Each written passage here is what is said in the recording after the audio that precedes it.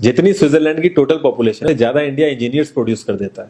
उसके बाद भी रिसर्च एंड इनोवेशन में स्विट्जरलैंड नंबर 1 पे है। इंडिपेंडेंस के बाद से रिपब्लिक ऑफ इंडिया ने 0 नोबेल लॉरिएट्स प्रोड्यूस किए इन साइंस। यूएसए ने 100 प्लस कर दिए। ASER की रिपोर्ट के हिसाब से 83% एजुकेटेड इंडियंस एम्प्लॉयबल ही नहीं है। और ये जो सुंदर पिचाई, सत्या नदेला की हम बात करते हैं, इन्होंने भी आगे चल के अपनी एजुकेशन बाहर से ही करी है। और ये सारी चीजें जो मैं बोल रहा हूँ ना, इसका रूट कॉज फाइंड आउट करने के लिए हमें थोड़ा सा पीछे जाना पड़ेगा। जब ब्रिटिशर्स हम पे रूल कर रहे थे तो ईस्ट इंडिया कंपनी के सामने 2 मेजर चैलेंजेस थे। एक कम्युनिकेशन विद इंडियन, दूसरा वर्कर्स और क्लर्क्स की बहुत जरूरत थी उन्हें। फिर थॉमस बेविंगटन मैकॉय ने हमें इंग्लिश एजुकेशन एक्ट ऑफ 1835 दिया, जिससे उनके दोनों पर्पस पूरे हुए। पहला, उनको बंदे चाहिए थे जो चुपचाप डेस्क पे बैठे, अपना काम करें, क्वेश्चंस ना करें और ज्यादा क्रिएटिव ना हो। Second, communication in English. English सबसे ज्यादा बोले जाने वाली लैंग्वेज नहीं है, उसके बाद भी इंग्लिश एक लैंग्वेज की बजाय एक क्लास बन गया इंडिया में। रशिया, चाइना, फ्रांस, ये सब जगह इतना ऑब्सेशन नहीं है इंग्लिश को लेके जितना इंडिया में है। पुअर कम्युनिकेशन बोला जाता है अगर आपकी इंग्लिश अच्छी नहीं है, जबकि इंग्लिश ना आने का मतलब है कि आपको कोई और लैंग्वेज आती है। 5 साल पुराना iOS भी आज की डेट में आउटडेटेड माना जाता है। लेकिन इतनी इंपॉर्टेंट चीज हमारा एजुकेशन सिस्टम आज भी बस थोड़े से चेंजेस के साथ ऐसे ही चल रहा है। हमारे एजुकेशन सिस्टम में रटने का कंपटीशन होता है, जो ज्यादा रट लेता है उसके ज्यादा मार्क्स आते हैं।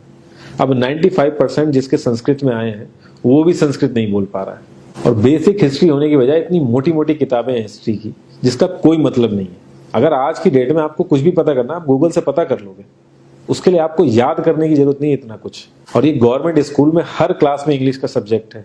12-12 साल लगाने के बाद भी लोग इंग्लिश नहीं बोल पा रहे हैं। और बिना किसी बुक को पढ़े 5 साल का बच्चा सीख लेता है, क्योंकि उसको वैसा एनवायरमेंट मिल जाता है। A+B का whole square is equal to A² + B² + 2AB। इसका रियल लाइफ में क्या यूज है किसी को नहीं पता, न प्रिंसिपल, न टीचर, न बच्चे, बस पढ़ाई चले जा रहे हैं। हो सकता है इसका कुछ मतलब हो, लेकिन आप ट्राई करके देख लेना, किसी को नहीं पता। हाँ, 2AB की जगह अगर आपने 3AB बोल दिया तो 4 लोग हंसने वाले मिल जाएंगे आपके ऊपर। किंडरगार्टन में जो बच्चों को सिखाने के लिए टेक्निक यूज होती है वो लाख गुना अच्छी है कॉलेज की वो रटने वाली टेक्निक से। और जिन बच्चों के बहुत ज्यादा नंबर आते हैं ना, जो वो छुपा छुपा के एग्जाम में लिखते हैं, आप देखोगे जब वो रियल लाइफ में जाते हैं ना तो ज्यादातर क्रम्बल करते हैं। हर किसी को सेम सिलेबस और सेम चीज सिखाई जाती है बिना उसकी कैपेबिलिटी देखे। और क्रिएटिविटी का तो दूर दूर तक मतलब नहीं होता। अब एक लाइन से आप शेर, मछली, सांप, हाथी सबको लाइन से खड़ा कर दो और उनसे कहो पेड़ पे चढ़ो, उनको तो जिंदगी भर यही लगेगा ना कि वो तो किसी काबिल ही नहीं है। और द्रोणाचार्य ने भी पांडवों को उनकी स्किल सेट के हिसाब से उनको चीजें सिखाई, सबको एक ही चीज नहीं सिखा दी। और हमारे एजुकेशन सिस्टम में ज्यादा ऑप्शंस भी नहीं है। सबसे ऊपर साइंस, फिर कॉमर्स, और सबसे नीचे जाके कहीं नंबर आता है आर्ट्स का। आर्ट्स लेने वाले को तो लोग इतना हल्के में लेते हैं जैसे वो किसी काम का ही नहीं है। हर माँ बाप को तो इंजीनियर या डॉक्टर ही बनाना है। कॉलेज वाले अगर एक्स्ट्रा कोर्स रख भी देते हैं तो माँ बाप एंट्री नहीं कराएंगे, तो वो सारा पैसा बर्बाद होगा कॉलेज का। तो ऑप्शंस कहाँ से आएंगे? और बचपन से ही आपकी ट्रेनिंग स्टार्ट हो जाती है। माँ बाप, भाई बहन, रिलेटिव सब यही समझाते हैं अगर आपके मार्क्स नहीं आए और जॉब नहीं लगी तो आपकी जिंदगी बेकार।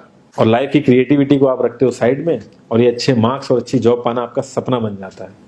अब ये सपना पूरा हो जाता है तो बहुत बढ़िया है, दूसरे को जेलस फील कराओगे, नीचा फील कराओगे। और इस छोटी सी उम्र में अगर सपना टूट जाता है तो सेल्फ डाउट में आ जाओगे। इतना बाहर वाले आपको नीचा नहीं समझेंगे जितना आप खुद की नजरों में गिर जाओगे। आप किसी भी 4-5 सक्सेसफुल आदमियों के बारे में सोच के देखिए जिन्हें आप बहुत सक्सेसफुल मानते हो या जिनकी तरह लाइफ आप जीना चाहते हो। मैं ये कह सकता हूं कि वो इस एजुकेशन सिस्टम की वजह से तो सक्सेसफुल नहीं होंगे, चाहे वो जो भी हो। धीरू भाई अंबानी, विराट कोहली, आमिर खान, नरेंद्र मोदी, ये सब हमारे इस करंट एजुकेशन सिस्टम के ट्रैप में नहीं फंसे। इन्होंने खुद सीखा, खुद एजुकेट हुए और खुद आगे बढ़े। किसी कंपनी के सीईओ को अगर ये कहा जाए कि आप अपनी कंपनी के सारे डिपार्टमेंट में इंटरव्यू दीजिए, तो कोई गारंटी नहीं है कि वो सारे डिपार्टमेंट के इंटरव्यू निकाल लेगा। और ये भी हो सकता है कि वो आधे से ज्यादा डिपार्टमेंट के लिए क्वालिफाई ना करे एजुकेशन वाइज, लेकिन वो पूरी कंपनी चला सकता है। तो ये जो एक स्किल है, इसके बारे में बात क्यों नहीं होती? लोग अपनी 25% से ज्यादा जिंदगी इस करंट एजुकेशन सिस्टम में लगा देते हैं ताकि अपने से कम पढ़े लिखे आदमी की कंपनी में जाके उसके सपने पूरे कर सकें। इंडिया का जो करंट एजुकेशन सिस्टम है, अगर वो इतना ही अच्छा है तो जो भी सेलिब्रिटीज हैं, पॉलिटिशियंस हैं, वो अपने बच्चों को बाहर क्यों भेज रहे हैं पढ़ने के लिए? इनफैक्ट पॉलिटिशियंस के साथ तो ऐसा करना चाहिए, जिस एरिया से वो जीते हो उसी एरिया के गवर्नमेंट कॉलेज में उनके बच्चे को पढ़ना कंपलसरी हो जाए, तभी वहां के गवर्नमेंट कॉलेज सुधर सकते हैं। 368 प्यून की जॉब के लिए 1.5 लाख ग्रेजुएट और 24,968 पोस्ट ग्रेजुएट ने अप्लाई किया। मैं IAS PCS की तो बात नहीं करता हूँ, वो तो एक पैशन की बात होती है, लेकिन कुछ लोग 5-5, 6-6 साल से तैयारी कर रहे हैं कि कोई भी गवर्नमेंट जॉब मिल जाए उन्हें। उनसे पूछोगे क्यों ऐसे इतने टाइम से लगे हुए हो, तो वो एक ही चीज बोलेंगे कि जॉब सिक्योर है। मतलब आप काम नहीं भी करोगे तो आपको निकाला नहीं जाएगा।